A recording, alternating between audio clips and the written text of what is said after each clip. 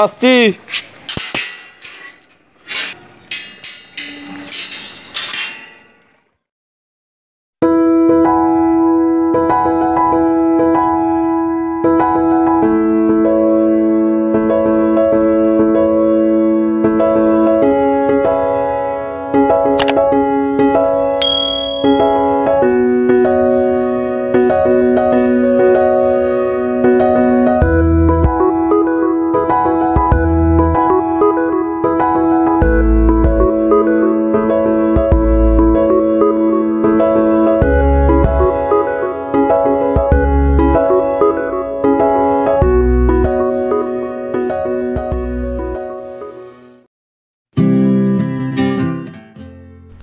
টানা 8 মাস লকডাউনে ঘরবন্দি জীবন প্রায় দুর্বিষহ হয়ে উঠেছিল। মনটা কেবলই চাইছিল কবে প্রকৃতির সাথে একটু হলেও একাত্ম হতে পারবো। লকডাউন শেষে বেরোনো কি ঠিক হবে? এসব নানান প্রশ্ন মনের আনাচে কানাচে ঘুরপাক খাচ্ছিল। কিন্তু ভ্রমণপ্রেমী এই মনকে কি এত বোঝানো সম্ভব? সবশেষে তাই অনেক ভ্রান্তি বিভ্রান্তি কাটিয়ে বেরিয়ে পড়লাম এক নতুন গন্তব্যের দিকে।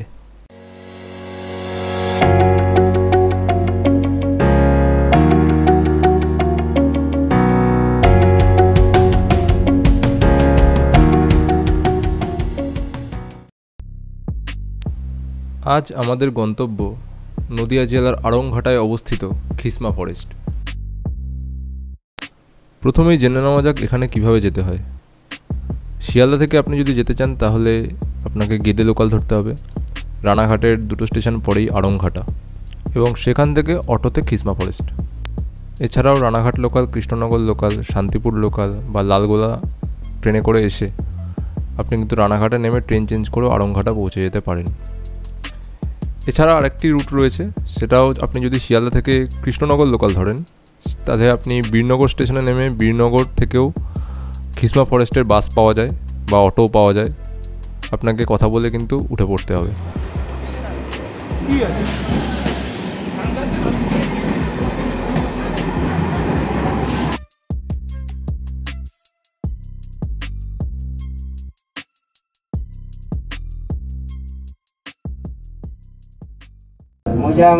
সবাইকে আমার চ্যানেলে অনেক অনেক স্বাগত জানাই। Let's go with flower. তো আপনারা সকলেই জানেন আমাদের এখন কোভিড প্যান্ডেমিক চলছে, এবং কোভিডের ফলে ঘরবন্দি মন বেজায় মন খারাপ অনেক দিন পর। তাই আমার ভ্রমণপ্রেমী মনটা বেরিয়ে পড়তে চাইল নতুন একটা গন্তব্যের উদ্দেশ্যে। আজ আমরা যাচ্ছি খিসমা ফরেস্ট, যেটা নদিয়া জেলায় অবস্থিত আড়ংঘাটা। তো আমরা এখন হালিশহর থেকে ট্রেন ধরেছি। হালিশহর আমার হোম টাউন। তো এখান থেকে আড়ংঘাটা যাবো, এবং সেখান থেকে অটোতে করে খিসমা ফরেস্ট। এখান থেকে আড়ংঘাটা পর্যন্ত আমাদের ট্রেন ভাড়া হচ্ছে 10 টাকা করে, যাওয়া আসা 20 টাকা, এবং সেখান থেকে আমার পত্রটো যে ভাড়াটা করবো সেটা আপনাদেরকে পরে বলবো।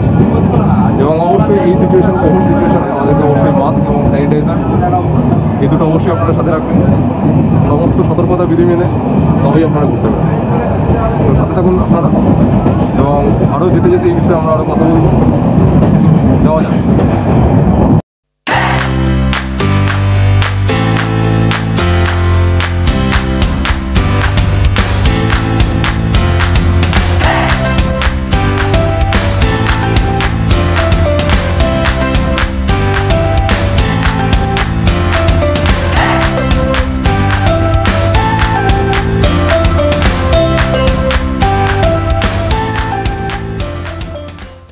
তো বন্ধুরা, আমরা এখন ট্রেনে করে এসে অবশেষে এই আড়ংঘাটা স্টেশনে নামলাম।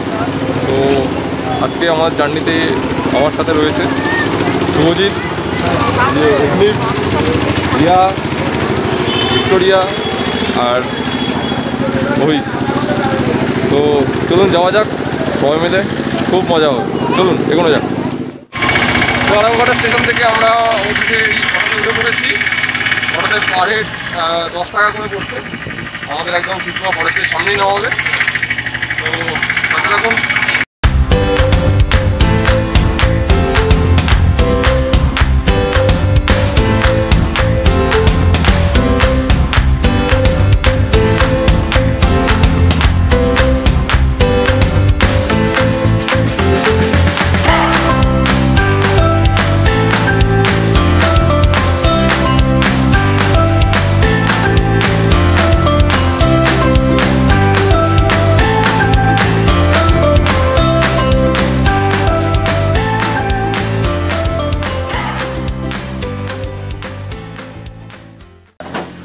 তো গাইস আমরা আড়ংঘাটা থেকে অবশেষে অটোতে করে এসে এই ফরেস্টের সামনে এসে নামলাম।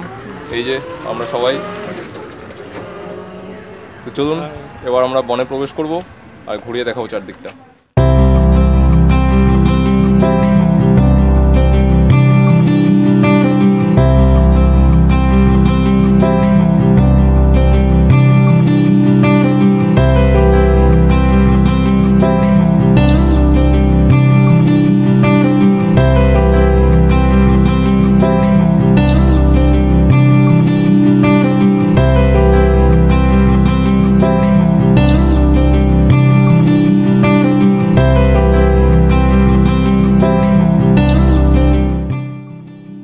বীরনগর স্টেশন থেকে 5.5 কিলোমিটার এবং আড়ংঘাটা স্টেশন থেকে 2.5 কিলোমিটার দূরে অবস্থিত এই কিসমা ফরেস্টের আয়তন 106.508 হেক্টর।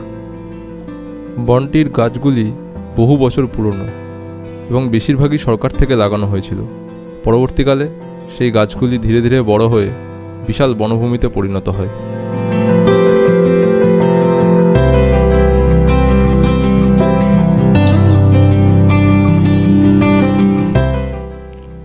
বনে প্রবেশ করতেই বনের শান্ত নির্জন পরিবেশ এবং মৃদুমন্দ বাতাস সাথে নাম না জানা পাখির ডাক আমাদের স্বাগত জানালো।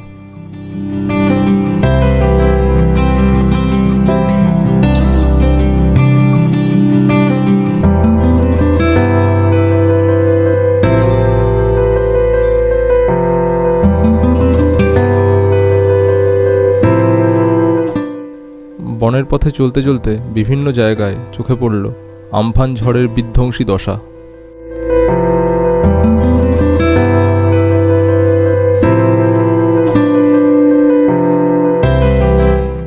প্রধানত অর্জুন, সেগুন, আম, জাম, কাঁঠাল ইত্যাদি বৃক্ষ দ্বারা পরিবেষ্টিত এই বনটিতে রয়েছে নাম না জানা পাখি, শিয়াল এবং সরীসৃপ। তো এই যে আমরা ভিতরে ঢুকে পড়েছি এবং দেখতেই পাচ্ছেন চারিদিকে শুধু ঝোপঝাড়, জঙ্গলে আগাছায় ভর্তি, প্রচুর সাপ। হ্যাঁ, এবং এখানে সাপেদের রাজত্ব, এখানে প্রচুর সরীসৃপ, প্রচুর সাপ এবং শিয়াল আছে। শিয়াল দেখেছি একটা, হ্যাঁ, কিন্তু দুর্ভাগ্যবশত শিয়ালটা আমাদের দেখে দেড় ছুট। তো বুঝতেই পারছেন খুবই ভয়ানক একটি জায়গা, মানে খুবই রিস্ক নিয়ে আমাদের এগোতে হচ্ছে। চারদিকে যেহেতু জঙ্গল আর সাপ আছে, সাপটা মেন ভয়ের। আপনারা যদি আগের আমাদের ব্লগটা দেখে থাকেন পার্মানেন্ট, সেখানেও সাপ আছে বা সাপ ছিল, কিন্তু এতটা ছিল না। কিন্তু এখানে যতটা উনি বললেন, মানে এখানে সাপেদের বলতে গেলে রাজত্ব।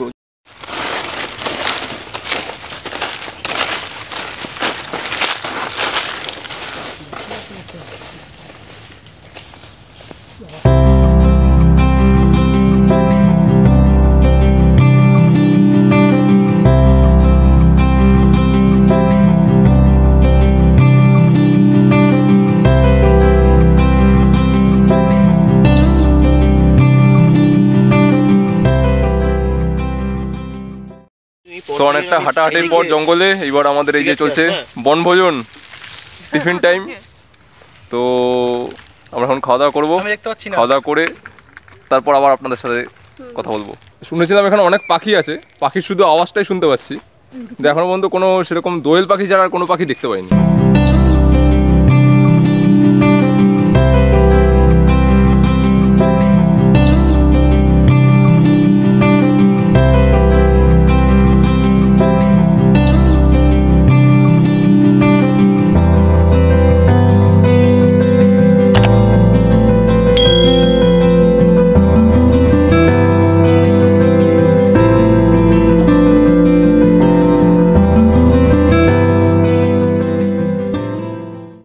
তো বন্ধুরা, আমাদের এই কিসমা ফরেস্টে ঘোরা আজকে এই পর্যন্তই। এবার আমরা এখান থেকে যাব হচ্ছে যুগল কিশোর মন্দিরে, যেটা হচ্ছে আড়ংঘাটা স্টেশনের কাছে এবং চুন্ডি নদীর ধারে।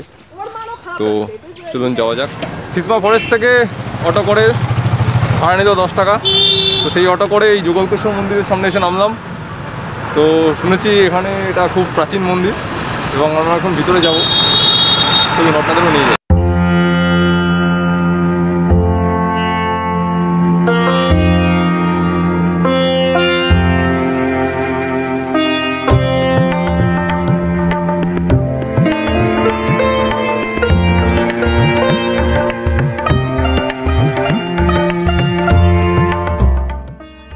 যুগল কিশোর অর্থাৎ রাধা গোবিন্দ। ইংরাজি 1728 খ্রিস্টাব্দে কৃষ্ণনগরের মহারাজা রাজা কৃষ্ণচন্দ্র এই মন্দিরটি প্রথম নির্মাণ করেন। কথিত আছে গঙ্গারাম দাস নামক এক ব্যক্তি বৃন্দাবন থেকে শ্রীকৃষ্ণের একটি কিশোর মূর্তি নিয়ে সমুদ্রগড়ে চলে আসেন এবং সেখানেই তার নিত্য পুজোর শুরু করেন। পরবর্তীকালে ওই এলাকায় বর্গীদের উপদ্রব শুরু হলে গঙ্গারাম দাস গঙ্গা পেরিয়ে আড়ংঘাটায় চলে আসেন এবং রামপ্রসাদ পাড়ে নামক এক ব্যক্তির কাছে আশ্রয় নেন। রামপ্রসাদের কাছে গোপীনাথ নামের একটি কৃষ্ণ মূর্তি ছিল এবং সেই গোপীনাথজিউর মন্দিরের পাশেই একটি মন্দির নির্মাণ করে গঙ্গারাম তার শ্রীকৃষ্ণ বিগ্রহটিকে পুজো করতে শুরু করেন।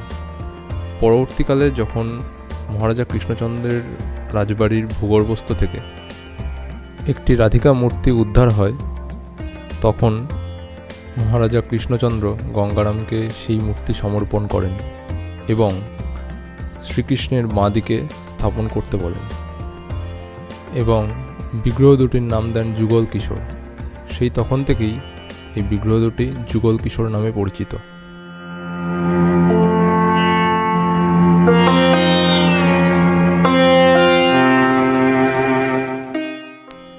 মন্দির চত্বর ঘুরতে ঘুরতে সাক্ষাৎ হলো এই মন্দিরের মহারাজ শ্রী শ্যামদাস মহন্ত মহাশয়ের সঙ্গে এবং তার কাছ থেকেই শুনে নিলাম এই মন্দির সম্পর্কে আরও কিছু তথ্য। এই মন্দিরটা প্রায় 300 বছর পুরনো। মহাত্মা গঙ্গারাম দাস জি গোবিন্দকে নিয়ে বৃন্দাবন থেকে এখানে এসেছিলেন, আর রাধা রানীকে কৃষ্ণনগর মহারাজা কৃষ্ণচন্দ্রের ওখান থেকে নিয়ে এসে এখানে যুগল প্রতিষ্ঠা করে পুজো করছে। সেই থেকে এখানে প্রায় 300 বছর হয়ে গেল। 300 বছর পুরনো, 300 বছর এখানে হয়ে আসছে। আর এই রাধা গোবিন্দ মানে যুগল কিশোর। আচ্ছা আচ্ছা আচ্ছা। এখানে বছরের কোনো মেলা বা? হ্যাঁ, যুগল মেলা হয় একটা জ্যৈষ্ঠী মাসে, যুগল জ্যৈষ্ঠী। এই মেলা সেই থেকে চলে আসছে। বৈশাখ সংক্রান্তির দিনে মহারাজা কৃষ্ণচন্দ্র রাধা রানীকে নিয়ে এসে যুগল প্রতিষ্ঠা করেছিল 300 বছর আগে। সেই থেকে মেলা চলছিল, কিন্তু এইবার করোনার জন্যে এইবার মেলাটা হলো না।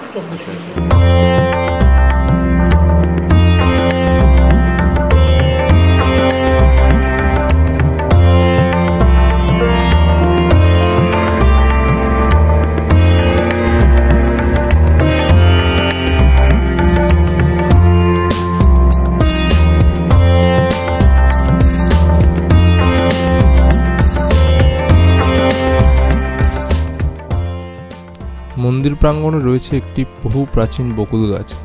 কথিত আছে এখানে ঢিল বাঁধলে ভক্তের মনের বাঞ্ছা পূরণ হয়। মন্দিরের সামনেই রয়েছে একটি বিশাল মাঠ। প্রতি বছর জ্যৈষ্ঠ মাসে এখানে বিশাল বড় মেলার আয়োজন হয় এবং বহু দূর দূরান্ত থেকে বহু ভক্তের সমাগম হয়।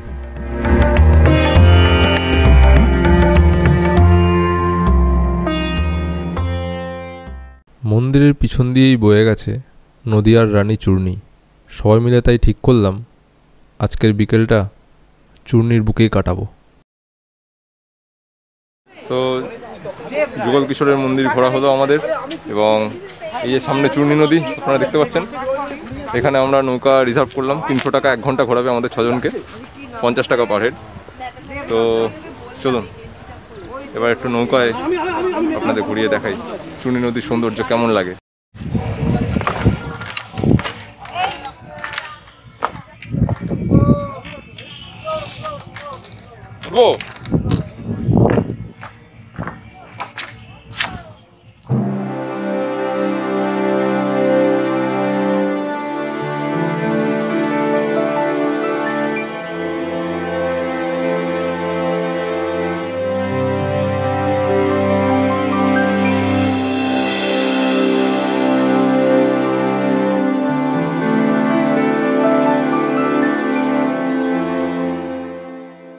একদিকে বিকেলের পড়ন্ত আলো, অন্যদিকে চূর্ণীর বুকে নৌকায় করে ধীরে ধীরে বয়ে চলা। মাঝে মাঝে 2-1টা পানকৌড়ি জলের উপরে মাথা তুলেই আবার মাথা নিচে নামিয়ে নিচ্ছে। নদীর পাড়ে কয়েকটা বক মাছ ধরার জন্য ওত পেতে রয়েছে, আর মাঝির দাঁড় টানার সময় জলের ছলাৎ ছলাৎ শব্দ। মন কেবলই বলে এই তো প্রকৃতি, বারবার এর জন্যই তো ছুটে ছুটে আসা।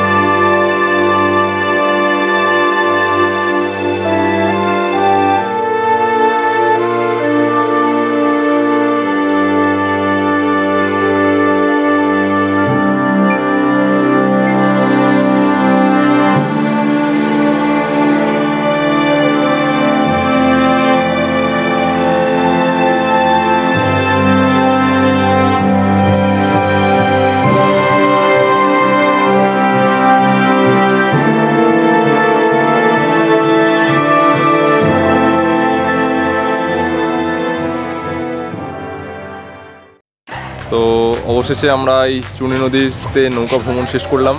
খুব অসাধারণ অনুভূতি, দারুণ। 1 ঘন্টা ঘুরলাম, আমাদের সবার জন্য 300 টাকা নিল, তো 6 জনে পার হেড 50 টাকা করে। তো আজকে এই অবধি, আপনারাও আশা করি আসবেন এখানে এবং জায়গাটাকে খুব দারুণভাবে উপভোগ করবেন। আমাদের যাত্রা এখানেই শেষ, নৌকা ভ্রমণেই। তো আপনারা যদি এখানে আসেন আশা করি খুব ভালো লাগবে। প্রথমে জঙ্গল ঘুরে নেবেন, খিসমা ফরেস্ট, এবং তারপরে যুগল কিশোর মন্দির, এবং সবশেষে চুনি নদীতে নৌকা ভ্রমণ। তো আজকে আমাদের খুব ভালো লাগলো এখানে ঘুরে, আড়ংঘাটায় এসে। তো আজকে আসি। ভিডিওটা ভালো লাগলে লাইক, শেয়ার, কমেন্ট তো অবশ্যই করবেন, আর চ্যানেলটাকে সাবস্ক্রাইব করতে ভুলবেন না। আজকে আসি, পরের ভিডিওতে আবার দেখা হবে। সবাই ভালো থাকবেন, টাটা।